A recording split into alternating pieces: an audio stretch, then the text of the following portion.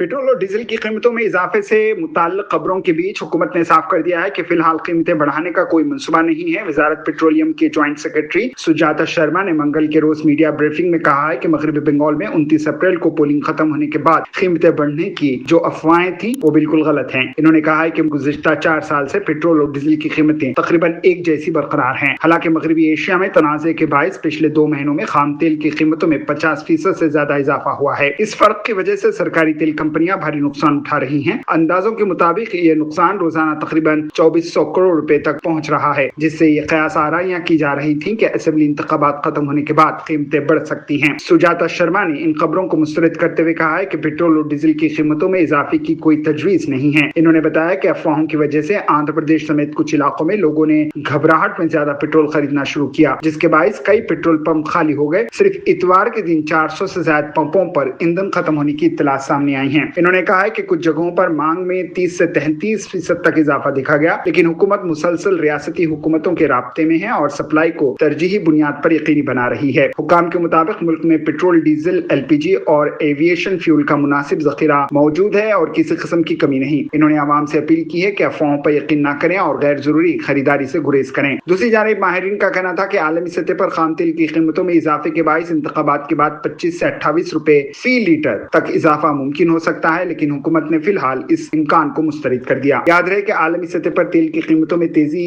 उस वक्त आई जब अमेरिका और इसराइल ने 28 फरवरी को ईरान पर हमला किया, जिसके बाद ईरान की जवाबी कार्रवाई से आबनाए हुर्मुज़ मुतासिर हुई, जो दुनिया में तेल की तरसील का एक अहम रास्ता है। जैसा आप जानते हैं कि घरेलू LPG उपभोक्ताओं के लिए और डोमेस्टिक PNG उपभोक्ताओं के लिए CNG ट्रांसपोर्ट के लिए 100% सप्लाई इंश्योर की गई है।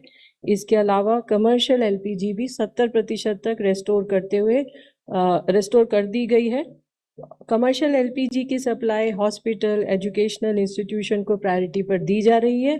इसके अलावा फार्मा, स्टील, सीड, एग्रीकल्चर इत्यादि सेक्टर्स को भी प्रायोरिटी दी जा रही है और माइग्रेंट लेबर के लिए भी 5 किलो के FTL सिलेंडर्स की सप्लाई लगभग डबल की जा चुकी है। इस सब के चलते हमारे LPG सप्लाई नॉर्मल है और किसी भी डिस्ट्रीब्यूटर पर कोई ड्राई आउट रिपोर्ट नहीं है। कमर्शियल LPG की अगर हम सेल देखें तो अप्रैल के महीने में अब तक लगभग 1,75,000 टन कमर्शियल LPG की सेल की जा चुकी है और कल लगभग 9,578 टन कमर्शियल LPG की सेल की गई। ऑटो LPG अभी अप्रैल के महीने में लगभग 9,500 टन की सेल हुई और अगर हम ऑटो LPG की सेल का आंकड़ा फरवरी के महीने में देखें तो ये लगभग 5,000 टन थी। तो अगर आप इससे आप अनुमान लगा सकते हैं कि LPG की सेल PSUs में लगभग दोगुनी हो गई है। इसके चलते जो प्रतिदिन हमारा एवरेज है अप्रैल के महीने में लगभग 353 टन पर डे है और यही एवरेज जनवरी और फरवरी के महीने में लगभग 177 टन पर डे था। States like Karnataka, Tamil Nadu, Telangana, West Bengal और राजस्थान में ग्रोथ काफ़ी अधिक देखी जा रही है।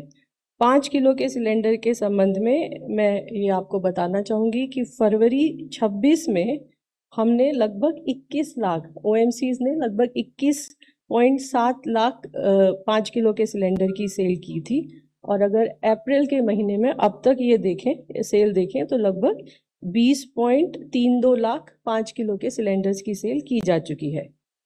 अफवाहों पर विश्वास न करें। हमारे पास LPG, पेट्रोल और डीजल की पर्याप्त सप्लाई है। प्राइस स्टेबल है, प्राइस में कोई इंक्रीज नहीं किया गया है। अतः पैनिक बाइंग से बचें और अपनी आवश्यकता के अनुसार LPG, पेट्रोल और डीजल का क्रय करें। मज़ीद खबरों के लिए हमारे चैनल मुंसिफ न्यूज़ 24x7 को देखते रहिए। अगर वीडियो अच्छी लगी तो लाइक करें, शेयर करें और चैनल को सब्सक्राइब करें।